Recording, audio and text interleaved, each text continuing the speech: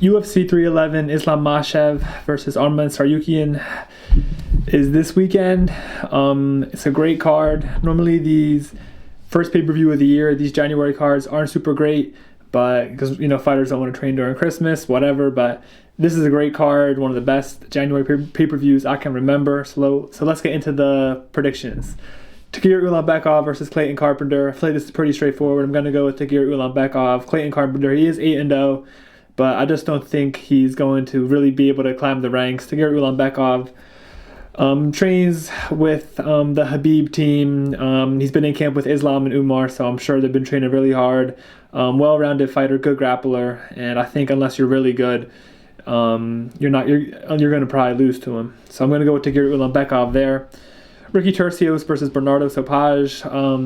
Ricky Turcios has been a little bit disappointing in the UFC since winning the Ultimate Fighter. Hasn't really been able to put it all together. Bernardo Sopaj looked pretty good in the Vinicius Oliveira fight before getting KO'd, so I am going to go with Bernardo Sopaj via decision.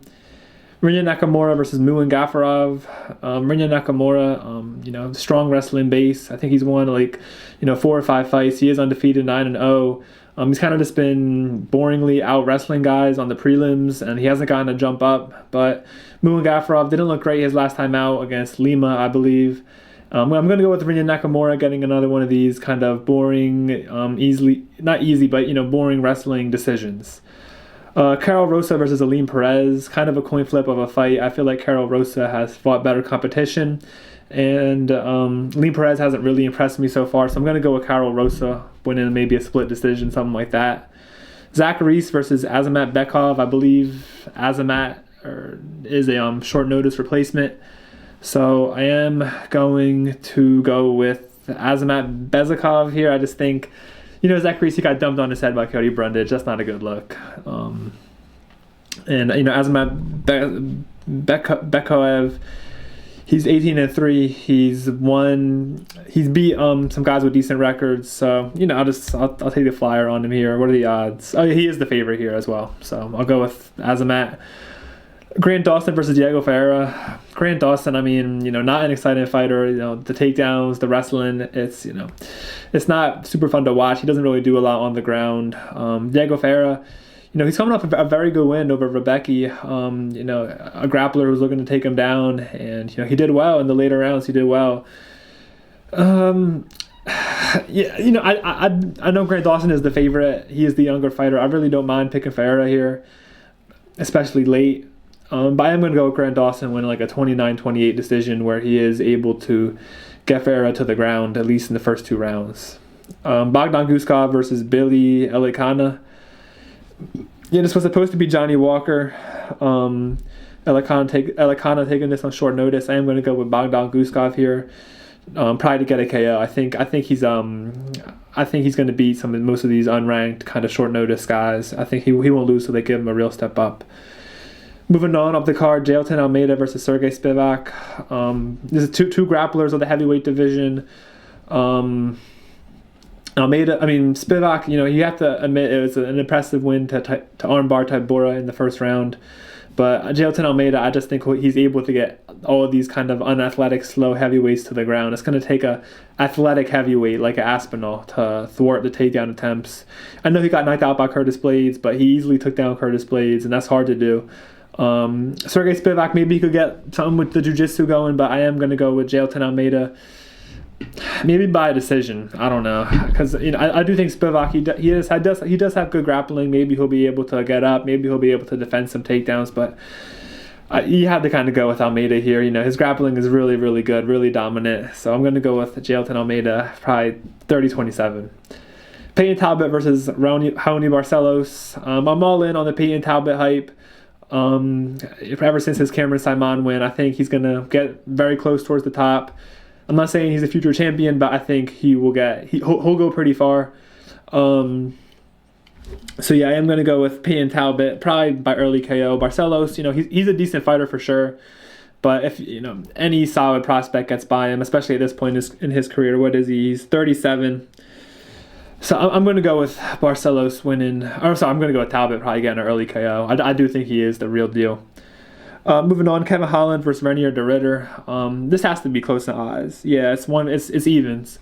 Kevin Holland's a tough out in striking. I know Michael Bendon Page made him look rather easy, but MVP is one of the best strikers in the sport. Kevin Holland has never, been washed in the striking by anyone else. He was very close with JDM in the striking. De Ridder, he's coming from Glory, maybe, Dutch kickboxing. Look a bit oafy in the Gerald Mearshart fight. But Kevin Holland looked bad in the Roman Dolidze fight. Like, don't get taken down and controlled by Roman Dolidze, who's a jiu-jitsu guy. But, I don't think there'll be any grappling in this fight. I don't know. This just smells like a split decision to me. Kevin Holland, very durable. I don't see a world where he gets finished here.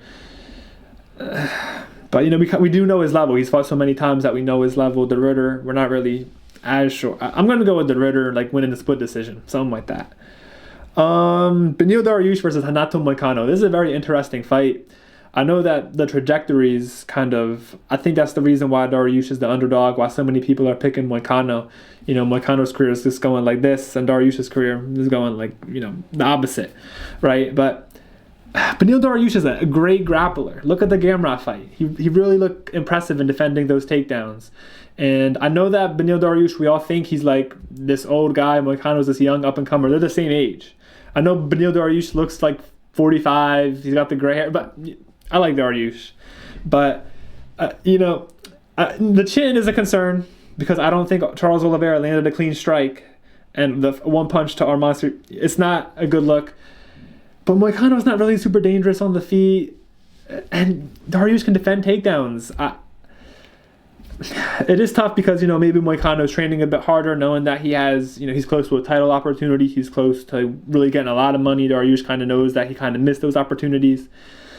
But I'm going to go with Dariush, 29-28. I think he can defend the takedowns and outstrike him. That's just how I see this fight playing out. All right, moving on up the card, great fight. Jiri Prochazka versus Jamahal Hill. I have to go with Jiri. Ever since this fight's been announced, I'm not going back and forth on this prediction. Jiri all the way for me for sure. I just think against everyone not named Alex Pereira, he's going to find a way to win the fight. Let's take the Rakic fight for example. In that first round, it looks like Alexander Rakic, a top-level UFC fighter, versus just homeless guy they found off the streets in Vegas to fight him. Yuri's getting his leg chopped, he's getting knocked around, beat around the octagon, but then he finds a way to win in the second round. And I was going crazy when that was happening. That was an amazing performance by Jiri, especially how bad he looked in that first round. It looked like some dude who didn't even know how to fight. And Yuri's chin is good. I know he's been knocked out by Pereira, but his chin is good. And people who pick Jamahal Hill might talk about the Glover fight. Jamahal Hill easily took care of Glover, 50-45'd him, while Jiri went life or death, had to just submit him at the very end. But Jamahal Hill fought Glover after Glover had fought Jiri, and Glover at that age, coming off that massive war with Jiri, just wasn't the same Glover. He looked slower. His takedowns were a lot more telegraphed. You could just tell at that age, to take so much damage like Glover did, coming off a war like that, it just wasn't the same. And besides that, Jamahal Hill, he took Santos to the fourth. He does hit hard. Jamahal Hill. And he looked actually all right in the first couple of minutes in the Pereira fight. I know not a lot happened. But I just think Yuri's a very dangerous guy in there. He's a very versatile striker. I just think he's going to find a way versus everyone not named Alex Pereira. And I'm surprised Yuri's the underdog, honestly. He was the underdog against Rakic. He looked it in the first round.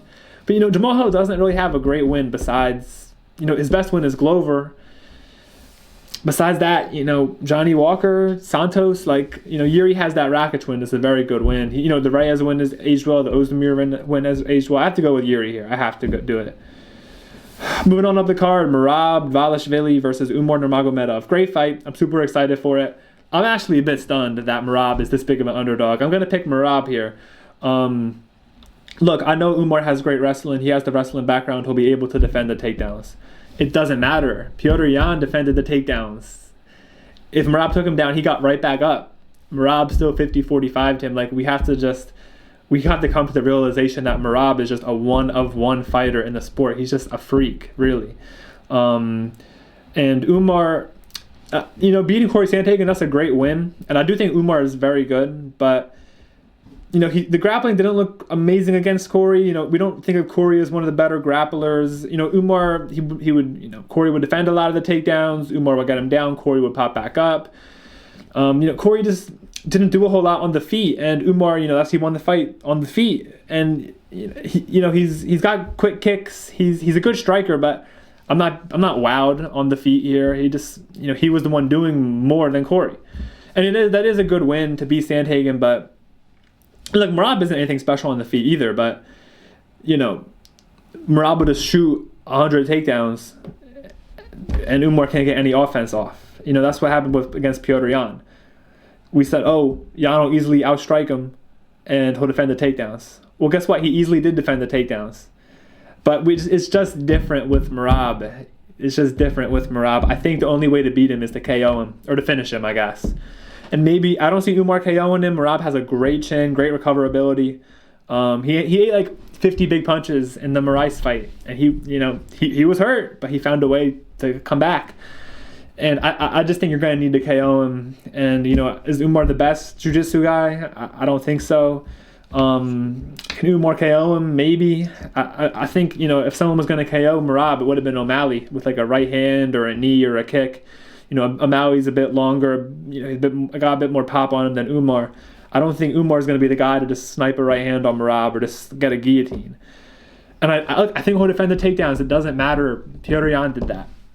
Merab is just, maybe there's something I'm missing here. Maybe Umar can offensively grapple. Maybe, Umar is going to just, he's not going to worry about the takedowns. He's just going to throw a bunch of strikes. And, Merab is not a great striker, but, he's a little bit underrated, I think, in the striking. I think it's going to play close. Obviously, I don't think Merab finishes him, but I'll go Merab 49-46, 48-47. I'm really surprised. Maybe there's something I'm missing, but I'm surprised he's this big an underdog. Moving on to the main event, great main event, Islam Makhachev versus Arman Tsarukyan. I have to go with Islam. Look, I know the Poirier fight was close. I know Islam has had close fights, but I have to go with Islam here. I do think Arman will be able to defend the takedowns. And look, I don't think Arman will be able to get takedowns on Islam. I think they'll both try to shoot on each other. But look, both of these guys are great defensive grapplers. Maybe someone can surprise the other one with a trip. But I think this fight will primarily take place on the feet. And they're both solid on the feet. I think this fight will play close. But Islam, really good kicks, really good punches. He's got a great clinch work with the knees, the elbows. And defensively, he's really sound as well. Like, Volkanovski landed a few big shots. Poirier didn't land a ton big, right? Islam's pretty good defensively. Arman, Charles Oliveira didn't land anything, but Charles Oliveira didn't land anything against either Islam or Arman. Joaquin Silva rocked him. People have landed against Arman, and I think it's going to play close, but I just think Islam. I think Arman is a great scrambler, right? We saw in the Gamrot fight, even though he lost that fight, it was very close. But Arman really can scramble, so I really don't see Islam having success in the grappling, especially if Poirier and Volk can defend the takedowns and scramble out. But I don't, and I think Arman will shoot on Islam too, but I don't see Islam being taken down here. So I really think it's going to play out on the feet, and I have to go with Islam. I think it'll be close, but I just think Islam is a bit more polished, a bit more powerful, a bit better defensively.